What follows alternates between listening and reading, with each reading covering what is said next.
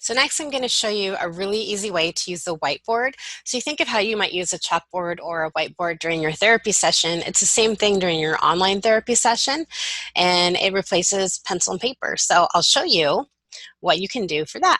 So I'm going to go to share screen, and I'm going to have the option of this whiteboard. So I'm going to click on whiteboard and share, and my virtual whiteboard pops up.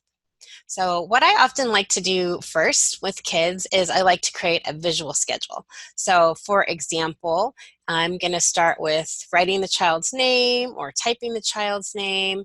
If I want to start over and write the child's name, then I would use the annotate button.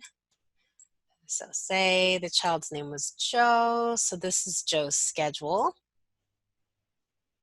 Okay, and then what do you want to do first? So first we're going to play ball, for example. Second, we're going to color. So you can use these as examples. And then sometimes to show just task completion, I will come back to the whiteboard after the activity, and then I will cross it out like that. Or maybe, for example, you want to give them a little stamp. So I'll pick a stamp and use the stamp function and give them a heart. So those are some examples as well that you can use. And if I want to save that, then I can also save it for later, and it'll save as a file. So those are just some examples of how to use that. I've also used it for games. So you would have the option of giving your child mouse control as well, so they could play with their mouse. So for example, tic-tac-toe would be a great example of using that.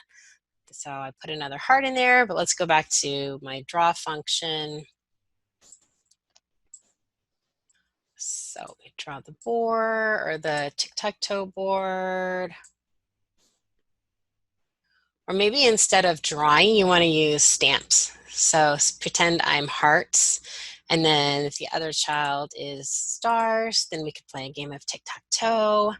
Or you could also play a game if you want to practice letter formations by going back to the drawing function, and we have our X's, and let's pretend that the other letter we're working on is A. So, it doesn't always have to be X's and O's, just to make it more fun and more practical for the actual letters that they need to work on. So that is how you would use the screen sharing for the whiteboard. So those are some really basic tips for how you can screen share using the whiteboard function and annotating.